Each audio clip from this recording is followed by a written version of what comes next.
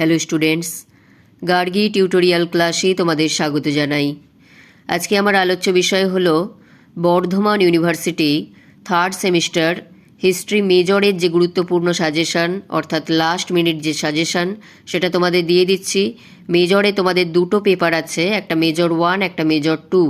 আজকে যেটা দিয়ে দিচ্ছি সেটা হচ্ছে তোমাদের মেজর 1, অর্থাৎ ভারতের ইতিহাস, খ্রিস্টপূর্ব ষষ্ঠ শতাব্দী থেকে 550 খ্রিস্টাব্দ পর্যন্ত এই বিষয়টা নিয়ে যে তোমাদের বইটি রয়েছে, অর্থাৎ ভারতের ইতিহাস, এই বিষয়ে আজকে তোমাদের সাজেশান দিয়ে দিচ্ছি। এখানে 19টা প্রশ্ন আমি রেখেছি, দেখে নাও কি কি প্রশ্ন। প্রশ্নগুলো খুবই গুরুত্বপূর্ণ। এই সমস্ত প্রশ্নগুলো করে গেলেই আশা করছি তোমরা সম্পূর্ণটা কমন পেয়ে যাবে। চলো দেখে নাও কি কি প্রশ্ন আছে। 1 নাম্বার, মগধের উত্থানে বিম্বিসারের ভূমিকা আলোচনা করো। 2 নাম্বার দেখো, আলেকজান্ডারের ভারতবর্ষ আক্রমণের প্রাক্কালে উত্তর পশ্চিম সীমান্ত অঞ্চলের রাজনৈতিক পরিস্থিতি কেমন ছিল। এই প্রশ্নটা দেখো এখানে দেওয়া আছে। দুরকম প্রশ্ন আছে। একটা হচ্ছে আলেকজান্ডারের ভারতবর্ষ আক্রমণের প্রত্যক্ষ ও পরোক্ষ ফলাফল বর্ণনা করো। দুটো কিন্তু আলাদা প্রশ্ন, এই দুটোর মধ্যে যে কোনো একটা আসার চান্স আছে। এরপর দেখো এখানে আছে টিকা লেখো। টিকা লেখোর মধ্যে দিয়েছি ষোড়শ মহাজন পদ, গান্ধার শিল্পরীতি, গুপ্তযুগে বিজ্ঞানের অগ্রগতি এবং মথুরা শিল্পরীতি। তাহলে টিকার মধ্যে এখানে 4টে আছে এবং পরবর্তীতে আরও হয়তো 2টো আছে, সেটা আমি পরে আসছি।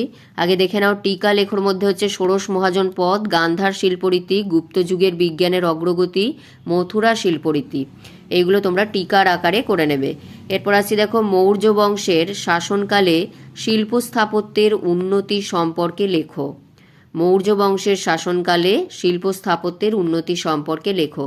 এগুলো কিন্তু তোমাদের যে কটা অধ্যায় আছে, প্রত্যেকটা অধ্যায় থেকেই আমি অধ্যায় ভিত্তিক সাজেশন তৈরি করে দিয়েছি।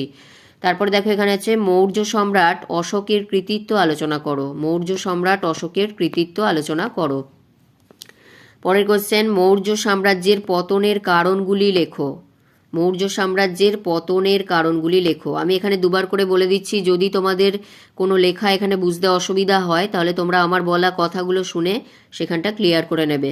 এরপর দেখো আছে মৌর্য সাম্রাজ্যের পতনে ব্রাহ্মণ্য বিপ্লব কতখানি দায়ী ছিল।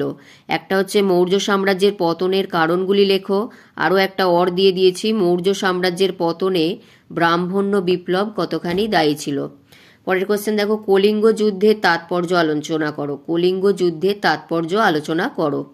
টিকা লেখো। দেখো আমি এর আগে বলেছিলাম যে এখানে টিকা লেখো 4টে আছে এবং এখানে আরও 2টো আছে। অশোকের ধম্ম, এটা আমার চ্যানেলে দেওয়া আছে, এই অ্যান্সারটা দেওয়া আছে, তোমরা চ্যানেল থেকে গিয়ে কালেক্ট করে নেবে। এরপর দেখো এখানে আছে শুঙ্গ শিল্পকলার বৈশিষ্ট্য, এটাও টিকার আকারে আসতে পারে বা 5 নাম্বারে আসতে পারে। শুঙ্গ শিল্পকলার বৈশিষ্ট্য বা অশোকের ধম্ম। এরপর আছে দেখো কুষাণ কারা, কুষাণদের আদি পরিচয় সম্পর্কে লেখো। কুষাণ কারা, কুষাণদের আদি পরিচয় সম্পর্কে লেখো। কনিষ্কের কৃতিত্ব বিচার করো। কুষাণ আমলে সাংস্কৃতিক গুরুত্ব পর্যালোচনা করো। কুষাণ আমলে সাংস্কৃতিক গুরুত্ব পর্যালোচনা করো।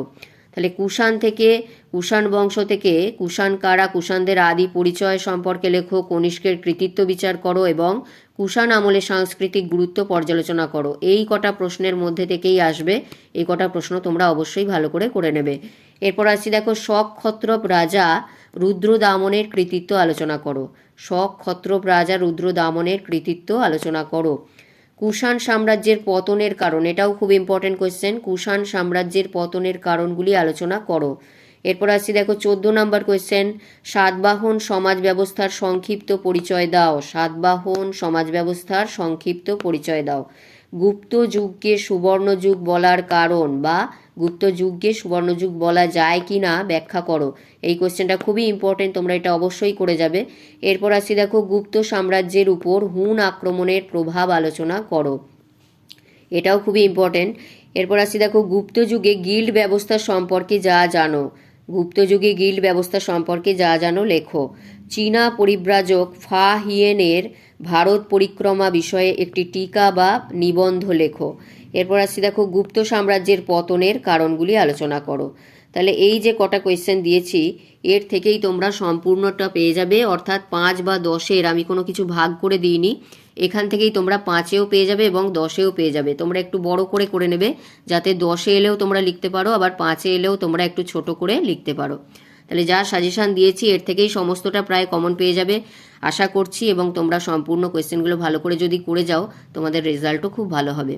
তাহলে এই বলে ভিডিওটি শেষ করলাম। যদি ভিডিওটি গুরুত্বপূর্ণ মনে হয় অবশ্যই একটি লাইক করে দিও এবং চ্যানেলে নতুন হলে সাবস্ক্রাইব করে নিও ও বন্ধুদের মধ্যে অনেক অনেক শেয়ার করে দিও। দেখা হচ্ছে পরবর্তী ভিডিওতে।